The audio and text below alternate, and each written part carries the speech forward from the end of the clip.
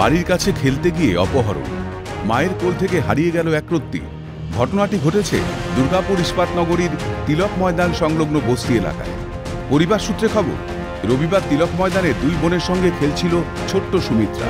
তখন খেলানোর ছলে আচমকায় শিশুটিকে বাইকে চাপিয়ে নিয়ে চম্পট দেয় এক পুরুষ ও এক মহিলা বলে অভিযোগ। এই সামনের যে মাঠ রয়েছে, দেখাই যাচ্ছে সেই সামনের মাঠ, সেই সামনের তিলক ময়দানের যে মাঠ রয়েছে, সেই তিলক ময়দানে সে মাঠেই সে খেলা করছিল এবং আচমকা বাইকে করে এক পুরুষ এবং এক মহিলা আসে। তখন সেই সময় লোডশেডিং ছিল, সেই বাইকে করে কিন্তু চলে যায় বাচ্চাকে নিয়ে, সেই শিশুকন্যাকে নিয়ে চলে যায় দুষ্কৃতীরা। 8-9টার সময় বাচ্চাটা 8-9টার সময় এখানে বাচ্চাটা নিয়ে গেছে তুলে। আবার 7টা অবধি বাচ্চা আমার কাছে ছিল, মাঠে নিয়ে খেলছিল আমার এই দুটো মেয়ে। আমাকে বলছে, মা একজন নিয়ে চলে গেল, একটা মেয়ে ছেলে একটা ছেলে গাড়ি করে। বাড়িতে ফিরে ওই শিশুর বোনেরা সমস্ত ঘটনাটি জানাতেই উত্তেজনা ছড়ায় এলাকায়। শুরু হয় খোঁজাখুঁজি।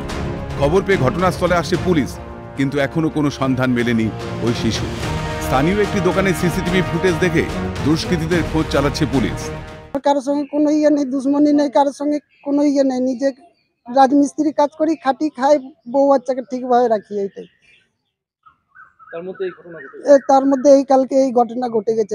পুলিশ আজকে বললো কি 5 দিন টাইম নিচ্ছি, দেখছি আমরা খোঁজাখুঁজি করছি। পুলিশ বললো কি একটা কিডন্যাপের একটা কেস ইয়ে করে দাও, নিয়ে গিয়েছিলাম, ডেকেছিল, নিয়ে গেলাম।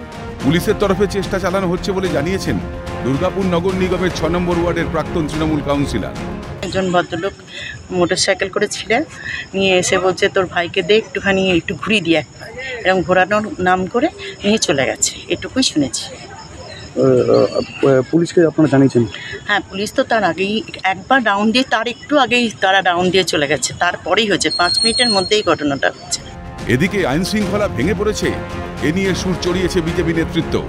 ভারতবর্ষের মধ্যে সবচেয়ে ভালো শাসক, ক্রিমিনাল বিরুদ্ধে এই যে বাচ্চা তুলে নিয়ে যাচ্ছে, মহিলাদের তুলে নিয়ে যাচ্ছে, আজ উত্তরপ্রদেশে কেউ করতে পারবে না।